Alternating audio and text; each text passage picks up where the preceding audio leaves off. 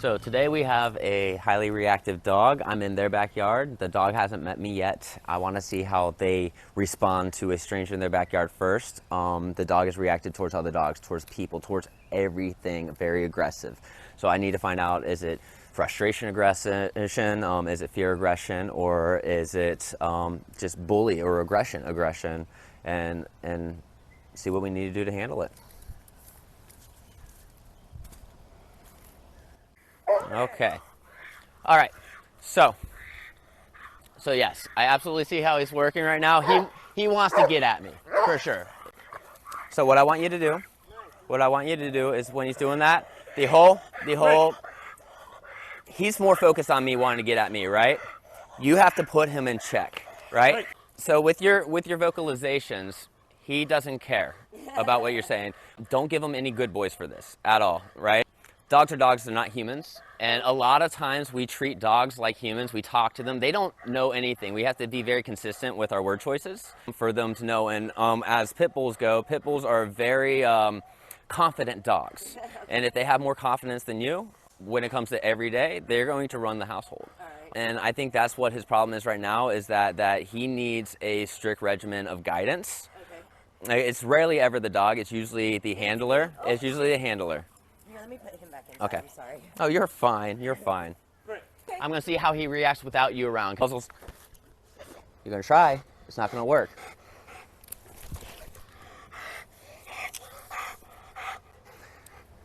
Come on. Good boy. Hey. Hey. Good boy. See this? See that? Look at that. Come here. See this? See that?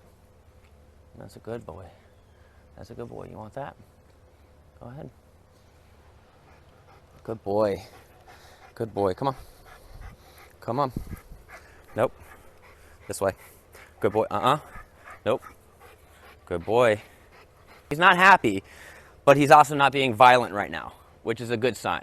I don't know, have you ever had anybody that was able to just grab the lead and then him calm down this quickly before? Nobody? Okay, good. Okay. Come on. Come on. He's like a psycho. There ain't no telling what he's going to do, you know what I mean?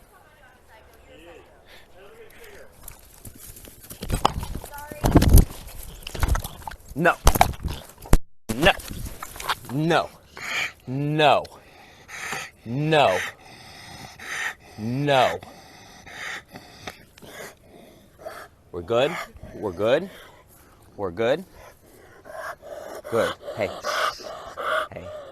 You're good. You're good. There you go. Good boy. Good boy. Good boy. Good Homer. Good boy. So what's going on with Homer when he decided to get triggered and attack me was he is obsessed with his mom, his owner, his handler. And I had her go inside to see how he would react without her around, and he was doing great. He was doing fine. But she came to the window to say something, and he turned, saw her, and then immediately, boom, something triggered, and he wanted to get at me again. That was an issue. Homer still has a lot of work to go. We made some strides today. The main thing that I made a realization was with this entire session, it was over an hour long, he has no guidance. He has no real structure. He came from an abusive home that he was rescued from, a trap house is what I was told. He has bitten somebody after they came up and kicked him before. And tore a chunk out of their leg. He luckily avoided being put down, but is at a point where Homer can't do anything at all, and they are afraid that he is going to be put to death because he's going to attack somebody or somebody's dog or a cat or something. He is aggressive towards everything, but he has no structures. The owners don't know how to correct him. All the trainers that he's gone to are just positive reinforcement, but this case doesn't work that way. Homer needs corrections. He needs to be treated like a dog, not like a human.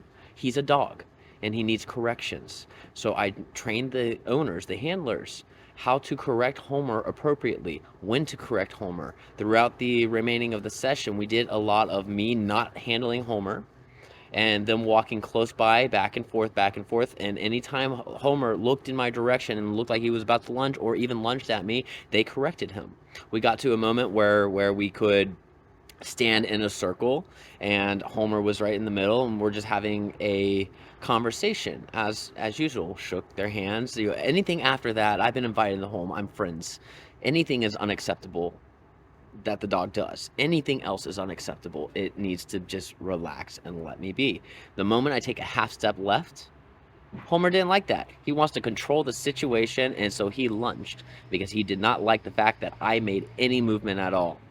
And so we took him out of that circle because he's obsessed with Mom, and he went off to the corner with the male handler that you saw in there, and in the video, and then we rinsed and repeated. Eventually, by the time the end of the session was going on, it got to the point where they were walking right next to me. I could walk in another direction, and Homer just started ignoring my existence. That is good. That's a good positive change.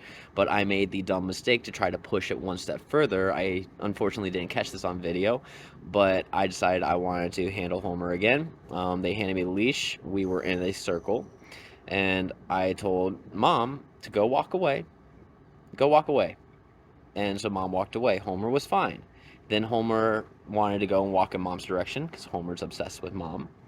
And what happened was I said, no, we're walking this way. Homer didn't like that at all, and then he really got at me. Luckily enough, his muzzle did come off, but the handlers were there, the owners were there quickly to grab Homer and remove him from the situation.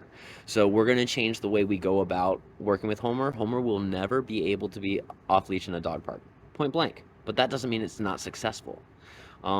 He might have to walk with a muzzle on at all times. That means it's not unsuccessful. What would be unsuccessful is if we just gave up on Homer like all these other trainers have. That would be unsuccessful. What we can do is we can eventually have it to where Mom of the household, who can't hold Homer back right now, can walk on a leash without fear that Homer is going to drag her to go attack somebody. We can get to that point. I know we can get to that point. He's already made strides in that right direction today. And if we can get to that point, then that's a success. Keep a muzzle on him, right? Keep a muzzle on him if you need to. Create those and do those corrections.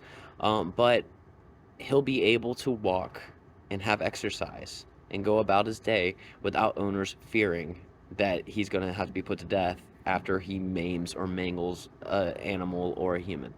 And that's what we want. That's what we want to see. I'm tired of seeing all of these people that are out here positive reinforcement only, treats. It doesn't work. It doesn't work. You can be doing training for years and years and years and get nowhere with a dog with behavioral issues.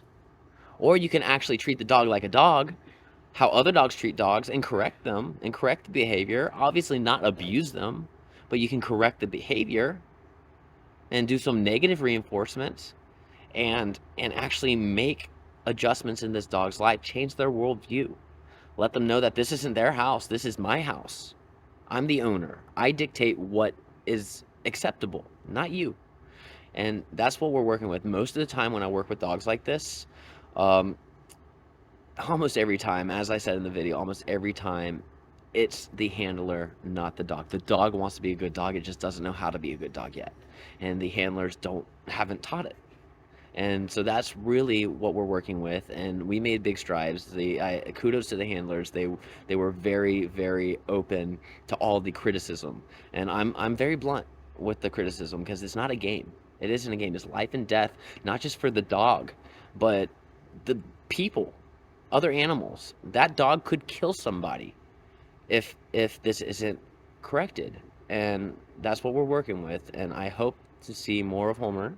And see where over the next few weeks or months, with all of everything that we've worked on, where Homer has gotten.